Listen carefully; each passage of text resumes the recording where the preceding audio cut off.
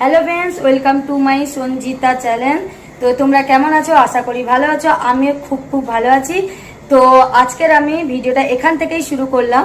তো আজকে সকাল থেকে সারাদিন আমি কি করি আমি তোমাদেরকে ভিডিওর মাধ্যমে তুলে ধরবো। তো আর আজকের আমার সকালের টিফিন কি তোমাদেরকে আমি দেখাচ্ছি। সকালের টিফিন হয়েছে আমার মুড়ি, ঝাল মুড়িও বলতে পারো। তো এতে চানাচুর, শসা, পেঁয়াজ এইসবই অ্যাড করেছি, করে মানে এই মুড়িটা আমি মাখিয়েছি। তো আমি খেয়ে নেই, খাওয়ার পরে দুপুরে রান্নার সময় আমি আবার এই গাছটা কত ছোট্ট একটা ডাল নিয়েছি, লাগিয়েছিলাম। তো কত সুন্দর একটা জবা ফুল ফুটেছে। আর এখানে আর একটাও ফুল আছে যেটা কালকের ফুটেছিল, এই জন্য কেমন একটা হয়ে গেছে। কিন্তু আমি নিজে পুরো সারপ্রাইজ, মানে এত সুন্দর একটা লাল ফুল দেখে। দেখুন বন্ধুরা, আজকের অনেক বেলা হয়ে গেছে, 12:30টার বেশি হয়ে গেছে। তো রান্না করা এখনও শুরু করিনি। তো এবার মানে কিছু একটা বানাবো। তো কি বানাবো দেখো, সিম্পল কুদরি ভাজা, আর আলু পোস্ত বানাবো আর কুদরি ভাজা। তো দেখো আমি কাটাকুটি করে নিই, করে আবার পরে আসছি। তো দেখো এই কুদরিগুলো আমি এরকমই করে সরু সরু করে কেটে নিচ্ছি, ঠিক আছে। কাটার পরে অনেকে চৌকো চৌকো ছোট ছোট গোল গোল করেও কাটে, অনেকে অনেক ধরনের ভাবে কাটে। আমি এতগুলো কেটে নিয়েছি।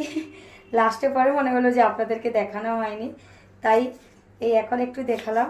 দেখো এইভাবে আপনারা এই জায়গা পুরো কাটছি, এই যে অলরেডি কেটে নিয়েছি। তো তারপরে মনে হলো একটু কম হয়ে গেছে, তোমাদেরকেও দেখানো হয়নি, তাই এই একটু দেখিয়ে দিলাম। এইভাবে করে অনেকে ছোট ছোট কাটে, আমি এরকম করে কাটলাম, ভেজে নেবো যেহেতু, তো অসুবিধা হবে না।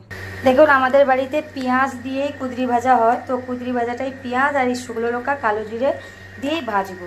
দেখুন কড়া বসিয়ে দিয়েছি, কড়াতে তেলও দিয়ে দিয়েছি, গরম হয়ে গেছে। এবার এই কালো জিরে আর এই শুকনো লঙ্কাটা ফোড়নে দিয়ে দেবো, দিয়ে আর এই কুদরিগুলো আমি তুলে দেবো,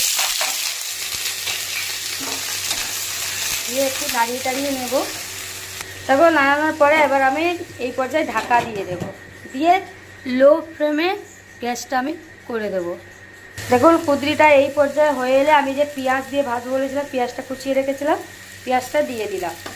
দেওয়ার পরেই তখনই নুনটা দিয়ে দেব, দিয়ে এটাকে আবার ভালো করে মিশিয়ে নেব। দেখো আমার গ্যাসটা কিন্তু শুরু থেকে একটু লো থাকবে, নাহলে কুদরিগুলো সিদ্ধ হবে না। আর পেঁয়াজ দিয়ে মিশানোর পরে আবার আমি ঢাকা দিয়ে দিলাম। তো এইদিকে কুদরি ভাজাটা হোক, ততক্ষণে আমি দেখো আলু যে পোস্তটা করবো, তো সেই পোস্তটা আমি বেটে নেব। পোস্তটা বেটে আমি পরে তোমাদের আলু পোস্তর সময় দেখাচ্ছি। পোস্ততে আমি এই আদাটাও দেবো, এক টুকরো আদা, মানে বেশি বড় না, ছোটো টুকরো কুচিয়ে দিয়েছি। আমি কিন্তু পোস্তর সাথেই বেটে দেবো। দেখেন আমার কিন্তু কুদরিটা পুরো ভাজা কমপ্লিট, কুদরি একদমই ভাজা কমপ্লিট। এবারে আমি এটাকে, কুদরিটা পুরো ডান, এবার আমি এটাকে নাবিয়ে নেব। অনেকে হয়তো ভাববেন যে কুদরিটা তো ঝুরঝুরে হয়নি দিদি বা কিছু, তো আমরা যেহেতু পেঁয়াজ দিয়ে ভাজি তো অত ঝুরঝুরে হবে না, এরকমই মানে পুরো নেতানোই থাকবে। দেখো আলু পোস্তর জন্য কিন্তু আমি কড়া বসিয়ে দিয়েছি, কড়াতে তেলও দিয়ে দিয়েছি, তেল গরম হয়ে গেছে। এবার আলুগুলো আমি দিয়ে দেবো, আলুগুলোকে তো আমি দিয়ে দিয়েছি, দিয়ে এবার ভালো করে নাড়িয়ে আলুগুলোকে কিন্তু আমি লাল লাল করে ভেজে নামিয়ে নেব। আলুতে এখন আমি একটু হলুদ আর একটু লবণ দিয়ে আমি এটাকে ভেজে নেব। প্রথমে কিন্তু আমি হলুদ আর লবণ কিছুই দেইনি, কারণ আলু থেকে একটা জল ছেড়ে দেয়, সেই কারণে আমি দেইনি।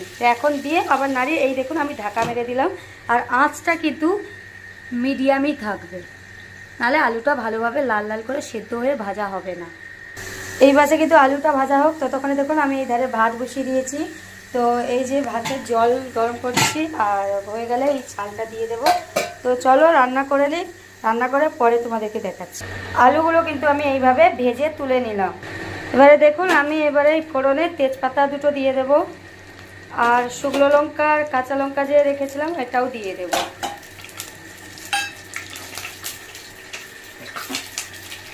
দেওয়ার পরে একটু নাড়িয়ে নিলাম, নিয়ে লঙ্কার তেজপাতাটা যেই একটু পুড়ে যাবে, তখন আমি কি করব, এই যে পেঁয়াজ কুচিটা রেখেছিলাম, পেঁয়াজ কুচিয়ে পেঁয়াজটা দিয়ে দেব, দিয়ে ভালো করে নাড়িয়ে নেব। তো পেঁয়াজটা যখন পিঙ্ক হয়ে যাবে তখন আমি কিন্তু পোস্ত বাটাটা দিয়ে দেবো। তো এখন দেরি আছে, পেঁয়াজটা একটু ভাজা হোক, তারপরে আমি দেবো। দেখুন পেঁয়াজগুলো কিন্তু এবার পিঙ্ক পিঙ্ক হয়ে গেছে। এবারে আমি এর মধ্যে পোস্ত বাটাটা দিয়ে দেবো। পোস্ত, আদা, কাঁচা লঙ্কা যে পেস্ট করে রেখেছিলাম এইটা কিন্তু আমি দিয়ে এবার এর সাথে ভালো করে মিশিয়ে নেব। মিশিয়ে নেওয়ার পরে কিন্তু আমি এতে একটু লঙ্কা গুঁড়ো, একটু হলুদ গুঁড়ো, একটু জিরের গুঁড়ো, একটু গোলমরিচ গুঁড়ো দিয়ে দিলাম।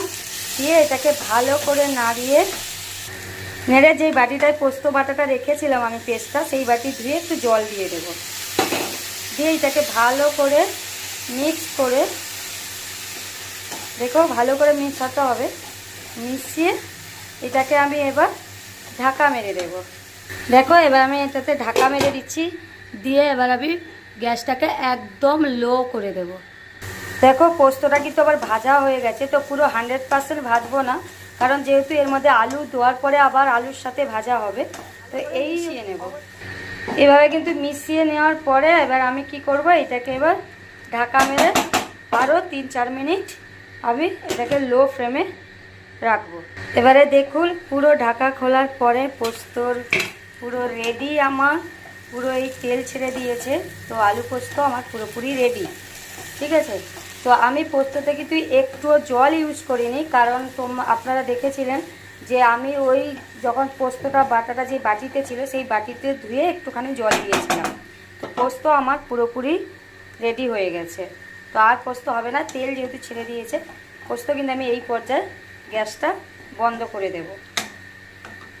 দেখো পোস্তও হয়ে গেল আর এখানে ভাতও হয়ে গেছে। তো এবারে আপনাদেরকে দেখিয়ে দিলাম সব। এবারে বাড়ির আরও বাদবাকি কাজ, অনেক কিছু কাজ রয়েছে, কিচ্ছু হয়নি বললাম, এত দেরি হয়ে গেছে। তো আমি সেগুলো করে নিই, ছোট ছোট করে আপনাদেরকে আমি দেখাবো, কারণ একটা বাড়িতে বহুত কিছু কাজ থাকে, সবটা তো তুলে ধরার মতো সম্ভব হয় না। পুরো বিছানাপত্র এলোমেলো হয়ে পড়ে আছে, এই রোদ থেকে সব বাইরে থেকে বারান্দা থেকে জামা কাপড় তুলে এনে খাটের মধ্যে রাখা হয়েছে। তো এগুলো আমি গুছিয়ে নিই। দেখুন তুড়ি মেরে কিভাবে গুছিয়ে নেব। দেখুন তুড়ি মেরে গুছানো হয়ে গেল। তো অ্যাকচুয়ালি না বন্ধুরা, অনেক টাইম লাগলো। তো আজকের এই অবধি আপনাদেরকে তুলে ধরলাম ভিডিওর মাধ্যমে।